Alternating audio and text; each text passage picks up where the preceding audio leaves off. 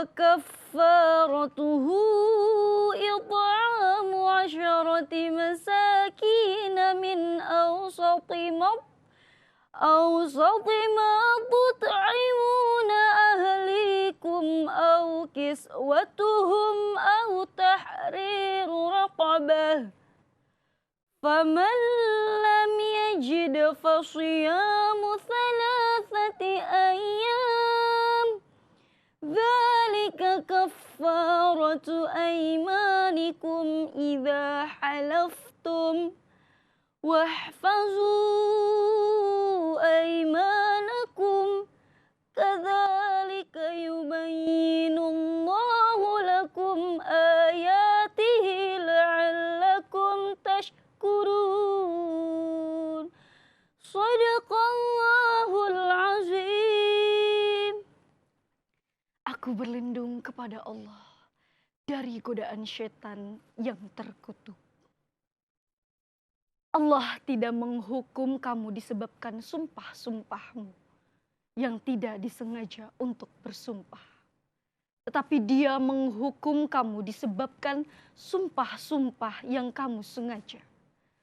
Maka kafaratnya ialah memberi makan 10 orang miskin, yaitu dari makanan yang biasa kamu berikan kepada keluargamu. Atau memberi mereka pakaian, atau memerdekakan seseorang hamba sahaya. Barang siapa yang tidak mampu melakukannya, maka berpuasalah 3 hari. Itulah kafarat sumpah-sumpahmu apabila kamu bersumpah, dan jagalah sumpahmu. Demikian Allah menerangkan hukum-hukumnya kepadamu, agar kamu bersyukur. Maha benar Allah dengan segala firman-Nya. Assalamualaikum warahmatullahi wabarakatuh. Innal hamdalillah nahmaduhu wa nasta'inuhu wa nastaghfiruh wa na'udzu billahi min syururi anfusina wa min sayyiati a'malina man yahdihillahu fala mudhillalah wa man yudlil fala hadiyalah. Asyhadu an la ilaha illallah wa asyhadu anna Muhammadan abduhu wa rasuluh la nabiyya ba'dah amma ba'du. Apa kabar pemirsa di rumah dimanapun Anda berada? Semoga selalu dalam keadaan sehat dan semoga selalu dalam lindungan Allah Subhanahu wa Ta'ala. Amin ya Rabbal Alamin. Senang sekali berjumpa lagi dengan saya Mutia Rifa dalam acara kesayangan kita semua, Curahan Kolbu. Di sini kita mencurahkan isi hati, insya Allah tenang di hati. Pemirsa Curahan Kolbu, seperti biasanya kita kehadiran narasumber yang akan memberikan tausiah pada hari ini, yaitu Ustadz atau Kiai Haji Asep Saifuddin. Baiknya kita sapa terlebih dahulu narasumber kita pada hari ini pemirsa. Assalamualaikum Pak Kiai. Waalaikumsalam warahmatullahi wabarakatuh. Apa kabar? Alhamdulillah Pak Kiai, saya baik. Pak Kiai gimana nih? Sehat ya? Alhamdulillah. Alhamdulillah, luar biasa. Nah Pak Kiai, seperti biasanya pemirsa kita juga kehadiran Umi-Umi Majelis Taklim yang sudah hadir di tengah-tengah studio. Baiknya kita sapa terlebih dahulu Umi-Umi Majelis Taklim yang sudah hadir. Assalamualaikum Umi. Waalaikumsalam. Apa kabar Umi? Alhamdulillah baik. Ini sepertinya baru sekali ya datang ke studio. Dari Majelis Taklim mana ini Umi? Silakan. Iya, Kapling Setiabudi At-Taqwa. Terima kasih Umi telah hadir dan sudah siap ya tentunya mengaji bersama Ustadz pada kesempatan kali ini. Ya, selama 1 jam ke depan pemirsa. Sebelum kita membahas suatu tema, baiknya kita saksikan video tayangan berikut.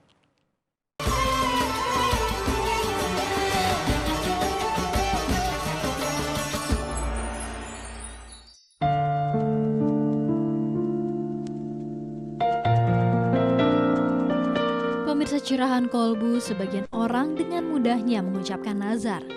Perlu diketahui, nazar adalah bagian dari ibadah, bukan hanya sekedar ucapan tanpa konsekuensi apa-apa. Oleh karena itu, penting untuk diketahui tentang hukum-hukum terkait nazar. Nazar adalah ucapan seseorang yang mewajibkan kepada dirinya sendiri untuk melakukan suatu aktivitas ibadah, yang hukum asalnya ibadah tersebut bukan merupakan kewajiban. Ucapan nazar dan penunaiannya termasuk ibadah yang hanya boleh ditujukan kepada Allah Ta'ala saja. Sumpah, menurut pengertian syara, yaitu menahkihkan atau menguatkan sesuatu dengan menyebut nama Allah Subhanahu wa Ta'ala. Apakah hukum, syarat, pelanggaran, dan macam-macam nazar dan sumpah? Pemirsa Curahan Kolbu, pada episode hari ini kita akan membahas seputar nazar dan sumpah menurut pandangan Islam.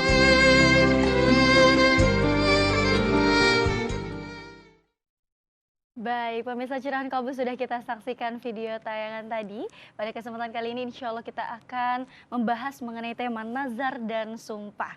Langsung saja kita tanya kepada narasumber kita pada hari ini. Bagaimana nih Pak Kiai, menurut Islam apa arti dari nazar dan sumpah? Sebelumnya Pak Kiai sapa terlebih dahulu narasumber para pemirsa di rumah. Silakan. Assalamualaikum warahmatullahi wabarakatuh. Waalaikumsalam warahmatullahi wabarakatuh. Alhamdulillahirabbil alamin wassalatu wassalamu ala asyrafil anbiya'i wal mursalin wa ala alihi wa ashabi ajmain, amma ba'd.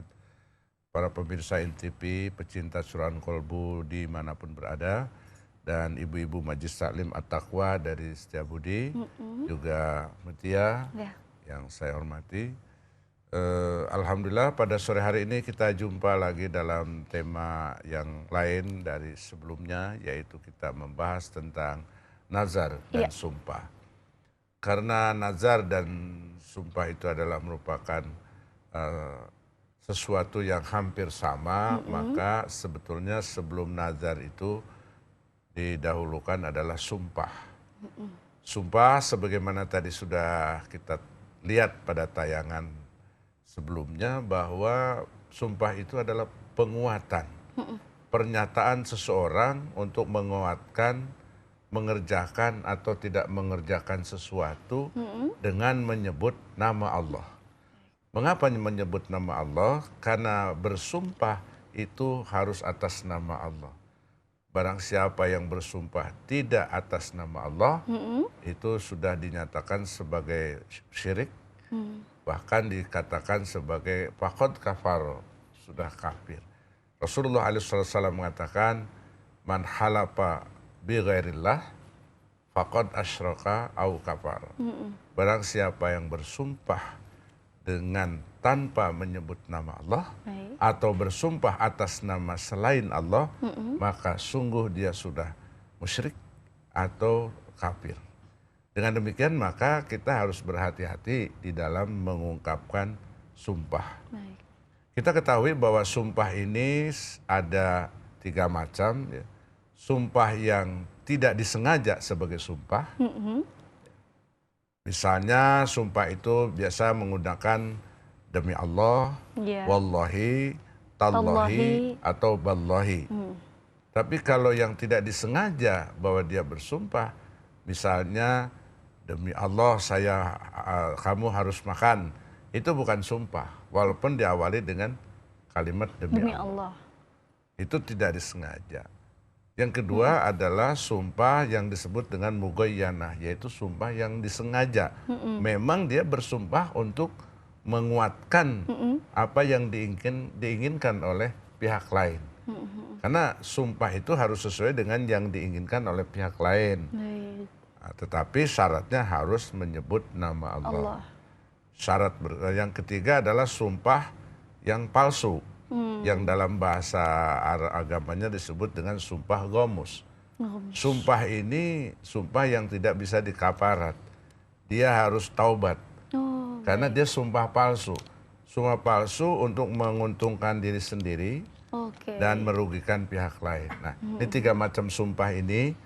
Yang tentu yang ada kafaratnya adalah sumpah yang dinyatakan untuk menguatkan sesuatu, baik itu meninggalkan atau mengerjakan. Oke, nanti kita akan lanjutkan kembali ya pembahasan tema kita pada hari ini Pak Kiai. Karena kita harus break terlebih dahulu, pemirsa. Bagi Anda yang ingin bertanya maupun curhat langsung bersama narasumber kita pada hari ini, Anda dapat menghubungi ke nomor 021 630 7303 atau SMS interaktif ke nomor 0857 8175 261. Anda juga dapat mention ke Twitter kami di @ckolbuin_tv. Jangan kemana-mana, tetap bersama kami di Curahan Kolbu. Di sini kita mencurahkan isi hati. Insya Allah tenang di hati.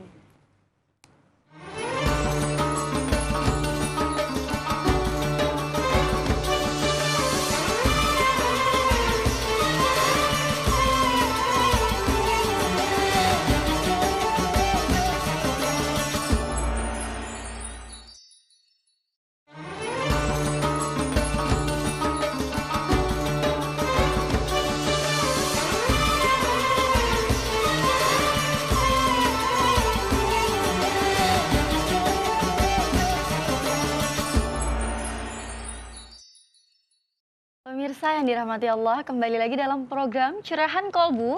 Di sini kita mencurahkan isi hati, insya Allah tenang di hati. Terima kasih Anda masih setia bersama kami. Pada kesempatan kali ini kami membuka layanan telepon interaktif bagi Anda yang ingin bertanya maupun curhat langsung bersama narasumber kita pada hari ini ke nomor 021 630 7303 atau SMS interaktif kami yang seperti biasanya nanti saya akan membacakan di akhir segmen ke nomor 0857 817521616 serta Anda dapat mention ke Twitter kami di @cekolbuin_tv. Nah, bagi Umi-umi juga di sini majelis taklim yang ingin bertanya bisa langsung saja bertanya kepada narasumber kita. Mangga, siapa yang ingin bertanya? Ya, Umi, iya. Bismillahirrahmanirrahim. Bismillahirrahmanirrahim. Assalamualaikum warahmatullahi wabarakatuh. Waalaikumsalam warahmatullahi wabarakatuh. Pak Kiai, saya ingin bertanya tentang keponakan saya yang yatim piatu. Iya. Ponakan saya diambil dari masih bayi gitu ya, karena saya anaknya banyak jadi nggak ngambil sekolahnya, yang saya takut nggak ke ini. Terus udah besar disekolahin, ada jodohnya, nikahnya, tapi yang waliin bapak haji yang ngambil itu bapak angkatnya. Itu dalam agama sah apa tidak itu? Soalnya suami saya masih ada. Mohon dijawab. Terima kasih. Wassalamualaikum warahmatullahi wabarakatuh. Waalaikumsalam warahmatullahi wabarakatuh. Terima kasih Ibu ya. Silakan Pak Kiai ditanggapi. Baik, terima kasih Ibu Ipah. Ibu siapa ya? Ibu Ipah ya. Salim At-Taqwa, para pemirsa pecinta Curahan Kolbu yang dirahmati Allah. Ada pertanyaan bahwa seseorang yang anak yatim piatu dirawat, dibesarkan oleh ayah angkatnya, katakan, kemudian waktu menikahnya langsung dinikahkan oleh ayah angkatnya. Padahal wali yang lebih berhak yaitu uaknya itu masih ada. Pertanyaannya apakah perkawinannya sah? Para pemirsa dan Ibu Ipa yang bertanya, kalau kita melihat kepada rukun pernikahan itu dimulai dari ada calon mempelai wanita dan mempelai pria, kemudian wali, 2 orang saksi, ya kan, kemudian ijab kabul. Nah, wali itu dinyatakan oleh Rasulullah SAW, la nikaha illa biwaliin wa syahidaini adlin. Tidak sah pernikahan yang tidak dinikahkan oleh wali dan 2 orang saksi. Mengenai wali, siapa yang lebih berhak menjadi wali? Sudah disebutkan bahwa yang lebih berhak menjadi wali adalah ayah kandungnya atau saudara-saudara kandung dari ayahnya ke atas dan ke bawah. Ya, nah, siapapun yang merawat, membesarkan anak-anak sampai menguliahkan itu adalah amal baik. Ya. Sebagai ayah angkat ataupun sebagai yang merawat, membesarkan tadi. Tetapi tidak berhak untuk menikahkan. Harus minta izin kepada wali yang lebih berhak. Apabila itu tidak dilaksanakan, maka pernikahannya menjadi batal. Menjadi tidak sah. Ya, saya ulangi, wali yang lebih berhak masih ada. Ya, karena walinya masih ada, maka ayah angkat itu harus meminta izin, apakah langsung atau dengan surat pernyataan di atas meterai, menyatakan setuju bahwa anak keponakannya menikah, itu baru boleh diwalikan oleh ayah angkatnya. Sebab siapapun tidak boleh, ayah angkat tidak berhak untuk menjadi wali tanpa izin dari wali yang sah. Dengan demikian maka pernikahannya menjadi batal. Batal. Ya. Iya, ya, anak kalau katanya. sudah, walaupun sudah punya anak ya, harus dinyatakan dan harus diulangi. Baik. Ya, syaratnya ya datanglah kepada ke kantor urusan agama atau ke pengadilan agama untuk pengesahan pernikahannya yang disebut dengan isbat nikah, penetapan nikah. Itu harus di pengadilan agama. Gampang kok Bu, itu tinggal datang. Asal semuanya ikhlas. Yang merawat maupun uaknya atau Pak D-nya, wali sahnya, ikhlas sama-sama datang untuk menetapkan nikah yang lebih sah lagi. Iya. Demikian Bu ya. Ya, sudah diberikan solusi nih ya oleh Pak Kiai ini Ibu. Semoga terjawab ya Ibu ya. Kembali lagi kepada tema mengenai nazar dan sumpah. Tadi Pak Kiai sudah berkata 3 ya. Oke, jenis-jenisnya. Nanti kita akan lanjutkan kembali nih Pak Kiai karena sudah ada pemirsa yang ingin bertanya. Halo, Assalamualaikum. Waalaikumsalam. Dengan siapa di mana Ibu? Iya. Ini dengan Ibu Wahyu di Tangerang. Ibu Wahyu di Tangerang. Langsung Iya. saja Ibu pertanyaannya. Iya, ini Pak Kiai mau nanya. Iya, kalau umpamanya kita sholat terus berdoa, mendoakan kedua orang tua yang sudah meninggal. Ya.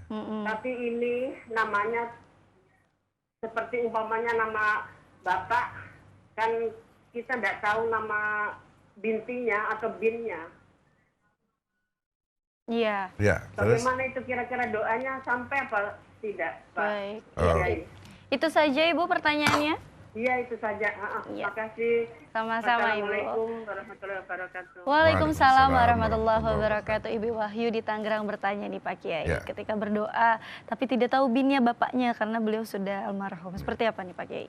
baik, terima kasih Ibu Wahyu di Tangerang. Jadi alhamdulillah Ibu senantiasa mendoakan Ya. untuk orang tuanya yang sudah almarhum dan almarhumah. Nah, mengenai nama ayah dari orang tua kita, kita tidak kenal atau tidak tahu, bukan tidak kenal, tidak tahu atau lupa, karena mungkin zaman dulu memang seperti itu. Maka doanya tetap sah. Doanya tetap akan dikabul oleh Allah Subhanahu wa taala insyaallah. Amin, insyaallah. Karena di sini adalah yang dipentingkan keikhlasan ibu mendoakan kedua orang tua dan tanpa harus disebut ayahnya atau kakek dari kita sendiri. Syukur kalau hafal, tapi kalau tidak ya tidak apa-apa karena doanya kepada Allah Subhanahu wa taala untuk ayah dan ibu kita. Jadi yang ditanyakan oleh Bu Wahyu, sahkah doanya? Sampaikan doanya, insya Allah sampai dan sah. Karena Allah maha melihat, Allah maha tahu, dan sesuai dengan firman-Nya, apapun yang ibu mintakan, atau kita mintakan pada Allah, pada saatnya Allah akan memperkenannya. Demikian Bu Wahyu, terima kasih. Iya, terima kasih Bu Wahyu sudah bergabung dalam layanan telepon interaktif. Kita kembali kepada tema nih ya Pak Kiai, mengenai 3 jenis sumpah yang tadi sudah Pak Kiai sampaikan di segmen pertama. Bagaimana jika sumpah-sumpah tadi tidak ditepati nih, bagaimana hukumnya? Bagaimana sumpah-sumpah tadi tidak ditepati? Kalau yang sumpah yang model pertama, yang tidak disengaja, itu tidak apa-apa. Tidak ada tuntutan untuk penebusannya atau pelaksananya.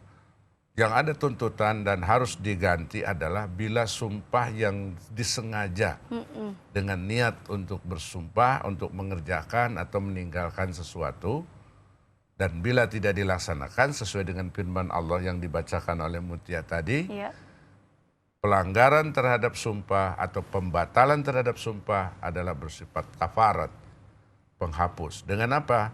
Pertama, memberi makan 10 orang anak miskin. Itamu asro masakin, kan begitu. Yang makanannya sama dengan makanan yang biasa disantap oleh keluarga. Yang kedua atau pilihan kedua adalah memberi pakaian. Au kiswatuhum, kata Allah begitu, atau memberi pakaian pada mereka, pada orang miskin tadi. Au tahriru raqabat, atau juga membebaskan hamba sahaya. Ya mungkin sekarang sudah tidak ada ya.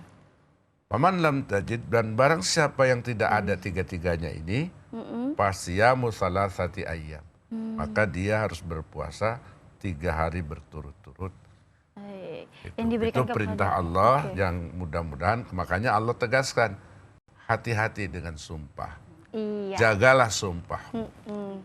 Ya, seperti itu pesannya ya. Semoga kita semua terjaga dari apa-apa yang sudah kita katakan ya tentunya. Nah pemirsa, kita harus break terlebih dahulu. Jangan kemana-mana, setelah ini saya akan membacakan SMS pemirsa di rumah. Jangan kemana-mana, tetap bersama kami di Curahan Kolbu. Di sini kita mencerahkan isi hati.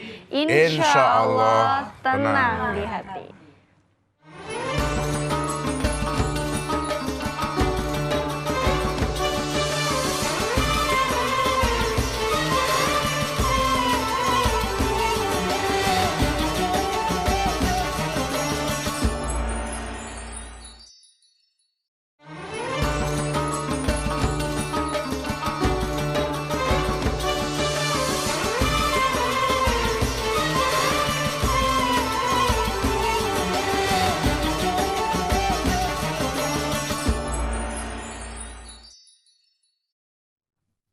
Pemirsa yang dirahmati Allah, kembali lagi dalam program Curahan Kolbu. Di sini kita mencurahkan isi hati, insya Allah tenang di hati. Terima kasih Anda masih setia bersama kami pada kesempatan kali ini. Kami masih membuka layanan telepon interaktif bagi Anda yang ingin bertanya maupun curhat langsung bersama narasumber kita pada hari ini. Tema kita pada hari ini itu nazar dan sumpah. Anda dapat menghubungi ke nomor 021 630 7303 atau SMS interaktif ke nomor 0857 81752616. Serta Anda dapat mention ke Twitter kami di @ckolbuin_tv. Baik, mungkin di sini Umi Yumi di sini ada yang masih ingin ditanyakan oleh narasumber? Ya, silakan. Baik, Assalamualaikum warahmatullahi wabarakatuh. Waalaikumsalam warahmatullahi Saya wabarakatuh. nama Ibu Sa'dia Ya. dari Musolah dari Musolah At-Taqwa Cipadu. Iya, Kriau. silakan Yang Ibu. ingin saya tanyakan Ustadz, apabila seorang istri yang sudah mempunyai suami ya, lalu dia menikah lagi sama lelaki lain dengan menikah sirih seperti Iya. itu. Yang saya ingin tanyakan, apakah pernikahan itu sah atau tidak menurut agama? Baik, itu saja Ibu pertanyaannya. Terima Assalamualaikum kasih. warahmatullahi wabarakatuh. Waalaikumsalam warahmatullahi wabarakatuh. Bagaimana itu Pak Kiai? Masya Allah. Ya. Terima kasih Ibu Sa'dia dari Majelis Taklim At-Taqwa yang hadir di studio.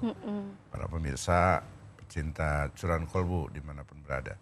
Ada pertanyaan seorang istri yang tentunya seorang istri adalah punya suami, belum bercerai, tiba-tiba Nikah siri. menikah lagi dengan laki-laki lain secara siri. Bahwa sebagaimana Rasulullah SAW katakan juga, tidak ada pernikahan untuk wanita yang sudah bersuami kecuali sesudah bercerai.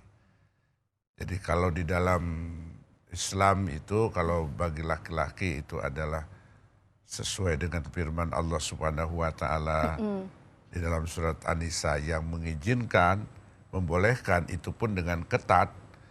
Jadi ketika Allah bicarakan fankihu ma tobalakum minan nisa'i masna wa thulatha wa ruba'a fa in khiftum alla ta'dilu fawahidatan.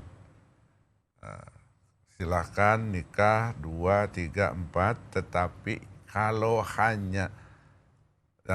tidak akan bisa berbuat adil, maka satu saja. Itu bagi pria. Itu pun pria pun sangat ketat. Selama tidak bisa berbuat adil dan tidak mungkin bisa berbuat adil, maka satu saja. Iya.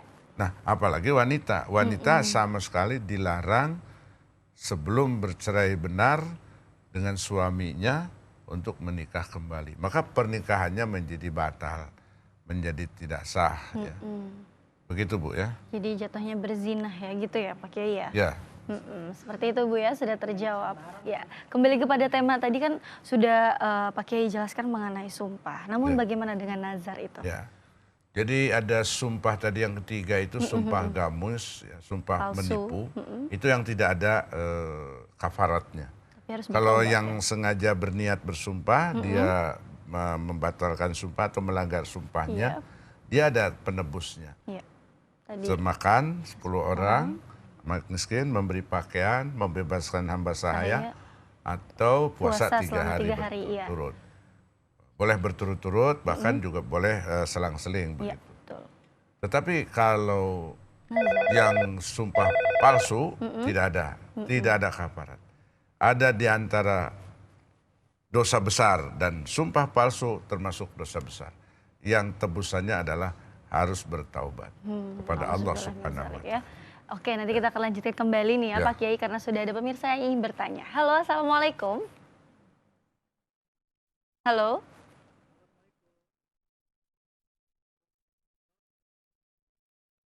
Baik, halo, Assalamualaikum.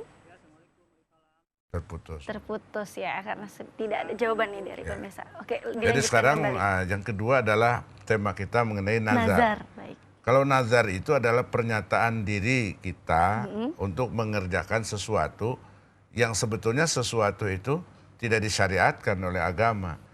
Sebab kalau yang disyariatkan oleh agama bukan nazar lagi, wajib hukumnya kan. Betul. Nah, jadi sesuatu yang tidak disyariatkan. Contoh, kepada saya tadi malam ada yang SMS, kalau anak saya lulus dua-duanya, saya akan ikut umroh bersama rombongan Kiai Haji Asep Saifuddin di PT Samsata. Ini namanya nazar terikat. Kalau lulus dua-duanya, saya akan umroh. Baik. Kalau tidak lulus, ya tidak perlu umroh. Gitu. Jadi ada ikatan. Iya. Jadi kalau lulus ternyata tidak umroh, itu yang harus ditebus. Iya. Nah, tebusan nazar itu adalah sama dengan kita bersumpah. Sama. Jadi bagaimana cara membebaskan nazar yang tidak dilaksanakan? Sama, memberi makan 10 anak yatim, memberi pakaian dan seterusnya. Ya, sudah ada pemirsa ya di rumah yang ingin bertanya nih Pak Kiai. Halo, Assalamualaikum. Assalamualaikum. Waalaikumsalam warahmatullahi wabarakatuh. Dengan siapa di mana? Dengan Siti Hairunisa. Iya, Siti Hairunisa di mana? Di Bogor. Di Bogor. Langsung saja Ibu pertanyaannya Bu Siti. Ya, Assalamualaikum Pak Ustadz. Waalaikumsalam warahmatullahi wabarakatuh. Begini, saya kan itu Pak Ustadz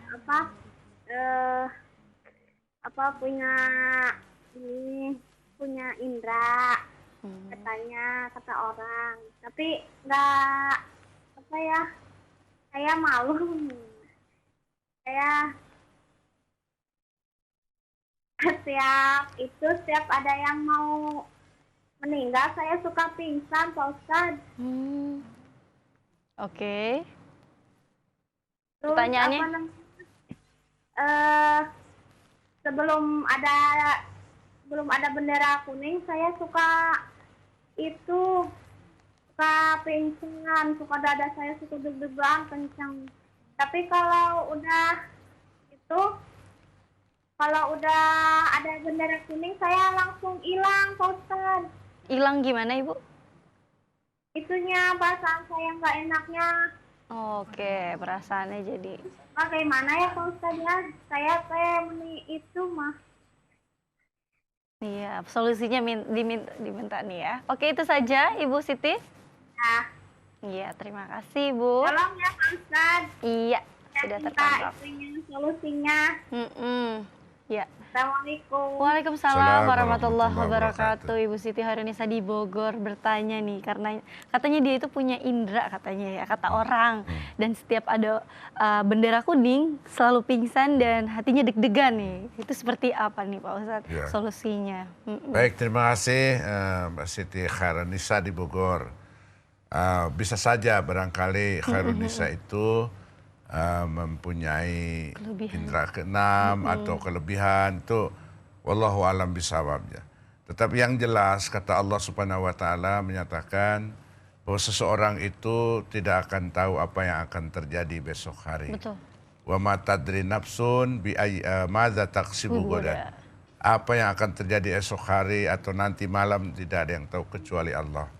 Wa ma tadri nafsun bi ayyi ardin tamutu.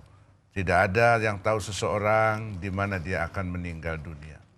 Nah, apabila perasaan itu ada, tadi kan apabila sudah betul-betul melihat bendera kuning, perasaan rasa takut, rasa gelisah itu menjadi hilang.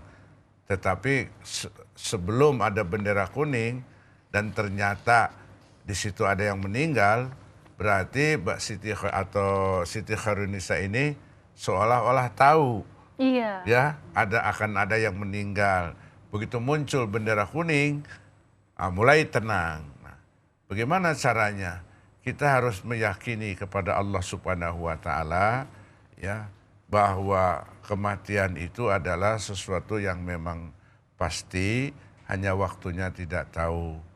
Kemudian supaya kita bisa menghindari dari rasa takut itu atau rasa kegelisahan itu, memperbanyak istighfar kepada Allah Subhanahu wa taala. Kedua, memperbanyak mendalami agama Islam, terutama masalah-masalah kematian, bagaimana prosesnya, terus bagaimana akhirnya, sehingga kita tahu persis siapa sebetulnya yang tahu tentang kematian itu. Nah, kalau dengan pengetahuan demikian, insya Allah bisa menenteramkan. Dan berikutnya adalah memperbanyak berziarah. Jadi lama-lama kemakan kita menjadi menyatu. Oh, bahwa itu proses kematian itu akan terjadi. Kalau rasa takut mungkin saja, khawatir mungkin saja.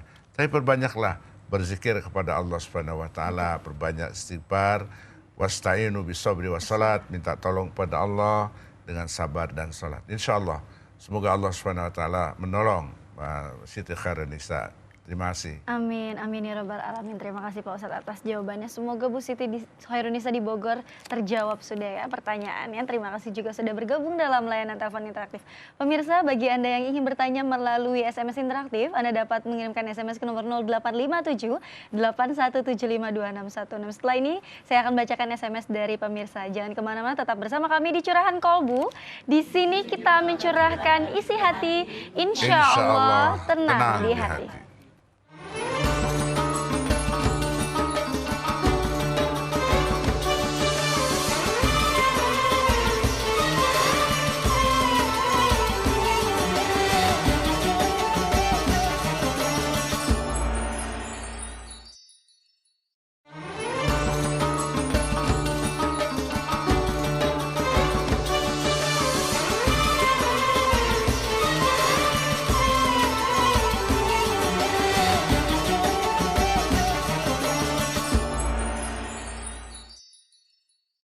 Kembali lagi dalam program Curahan Kolbu. Di sini kita mencurahkan isi hati, insya Allah tenang di hati. Terima kasih Anda masih setia bersama kami pada kesempatan kali ini, yaitu segmen akhir di mana nanti Pak Kiai akan menyampaikan kepada kesimpulan sekaligus doa penutup. Dan saya akan membacakan SMS dari pemirsa di rumah yang sudah masuk pada kesempatan kali ini. Langsung saja saya bacakan ya Pak Kiai ya. Assalamualaikum Pak Kiai, saya Robi di Bogor. Saya mau tanya nih, bagaimana caranya taubatan nasuha yang diterima Allah Subhanahu wa taala, sedangkan saya sering berbuat maksiat dan dosa besar lainnya. Terima kasih.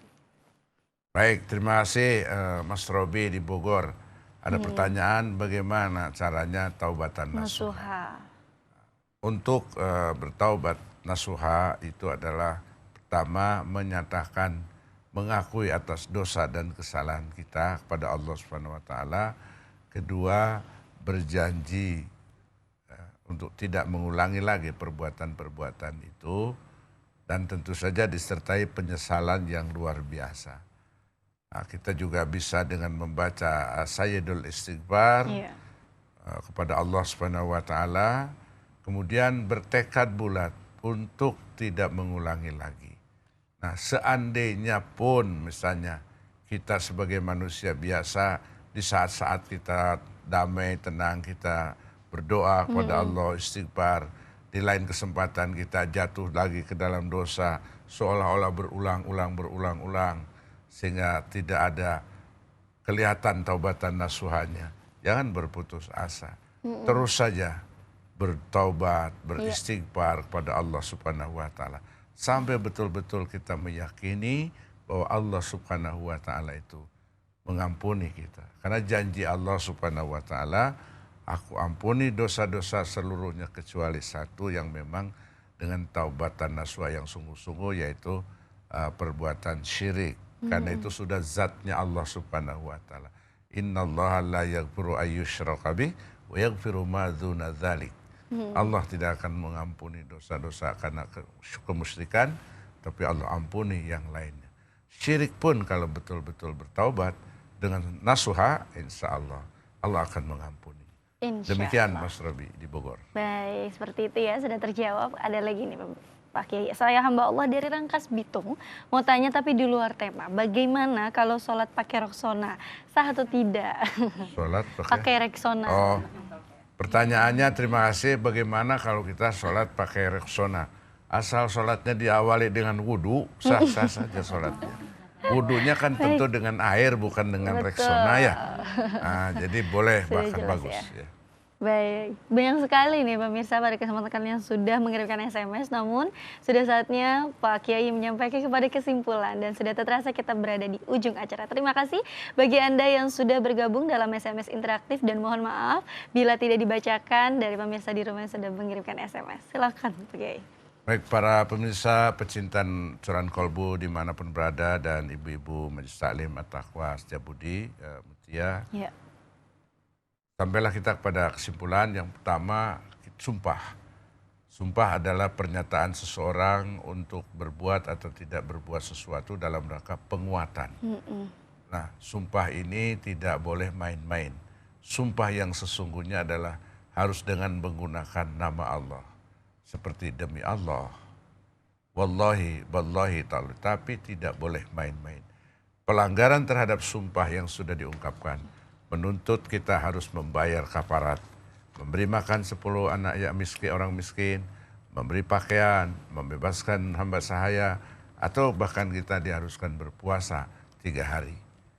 Maka Allah pesankan, waspada, jaga, hati-hati dengan sumpah. Jangan mudah bersumpah.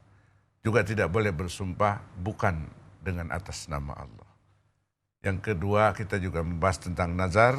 Nazar itu adalah pernyataan diri sendiri kepada Allah untuk berbuat sesuatu yang sebetulnya tidak disyariatkan, tetapi kita bernadar. Contohnya, kalau saya sukses, saya akan bersedekah.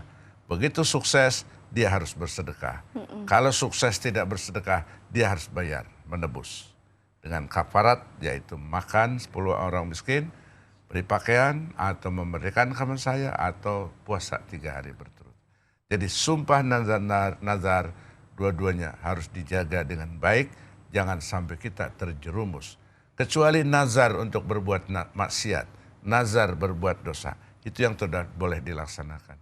Kalau nazar untuk ketaatan kepada Allah, saya akan umroh, saya akan berpuasa, kalau ini saya akan umroh, kalau ini saya akan puasa, kalau ini saya akan sedekah, itu harus dilaksanakan. Kalau tidak, kita harus membayar kafarat sebagaimana kita bersumpah. Itulah kesimpulan kita pada tema sore hari ini. Akhirnya mari kita sama-sama menjadikan doa kehadirat Allah Subhanahu wa taala. Bismillahirrahmanirrahim. Alhamdulillahirabbil alamin. Hamdan yuafi ni'amahu yukafi'u mazidah. Ya Rabbana lakal hamdu wa lakal syukru kama yanbaghi li jalali wajhikal karim wa azim sultanik. Ya Allah ya Rabb, tolonglah kami agar selalu ingat kepadamu. Dengan ingat kepadamu hidup kami menjadi tentram dan damai. Ya Allah ya Rabb, tolonglah kami agar bersyukur atas segala nikmat-Mu. Dengan bersyukur Engkau akan menambah kenikmatan kepada kami. Dengan bersabar Engkau akan memberi kekuatan dan menolong kami. Terimalah dan perbaikilah ya Allah segala kekurangan ibadah kami. Allahumma inna nas'aluka ilman nafi'an wa rizqan thayyiban wa amalan mutaqabbala. Ya Allah, kami mohon ilmu yang bermanfaat, khususnya ilmu yang kami bahas di curahan kolbu pada sore hari ini dan curahan kolbu sebelumnya. Dan kami mohon rezeki yang berkah sehingga mencukupi keperluan hidup kami dan keluarga kami. Kami juga mohon terimalah amal ibadah kami. Rabbana ya Allah, ampuni segala dosa dan kesalahan kami, ampuni segala dosa dan kesalahan kedua orang tua kami, cintai dan sayangi beliau sebagaimana beliau mencintai dan menyayangi kami. Lindungilah keluarga kami semua ya Allah, jadikanlah anak cucu kami dan yang soleh dan soleha menjadi pemimpin umat-Mu yang bertakwa. Rabbana atina fid dunya hasanah wa fil akhirati hasanah wa qina adzabannar. Wa sallallahu ala nabi Muhammadin sallallahu alaihi wasallam. Bifadli subhana rabbika rabbil izzati amma yasifun. Wassalamun ala mursalin walhamdulillahi rabbil alamin. Terima kasih. Assalamualaikum warahmatullahi wabarakatuh. Waalaikumsalam warahmatullahi wabarakatuh. Terima kasih Pak Kiai atas waktu dan ilmunya selama 1 jam ini. Terima kasih juga pemirsa di rumah yang sudah menyaksikan curahan kolbu. Terima kasih juga Umi Majelis Taklim dari At-Taqwa yang sudah hadir pada kesempatan kali ini. Tetap saksikan curahan kolbu dari hari Senin sampai Jumat di jam yang sama. Semoga tayangan ini dapat menginspirasi Anda pemirsa untuk menambah ketakwaan serta keimanan kita kepada Allah Subhanahu wa taala. Amin ya rabbal alamin. Saya Mutia Rifa, Pak Kiai Haji Asep Saifuddin, beserta kru yang bertugas pamit undur diri. Wassalamualaikum warahmatullahi wabarakatuh. Waalaikumsalam.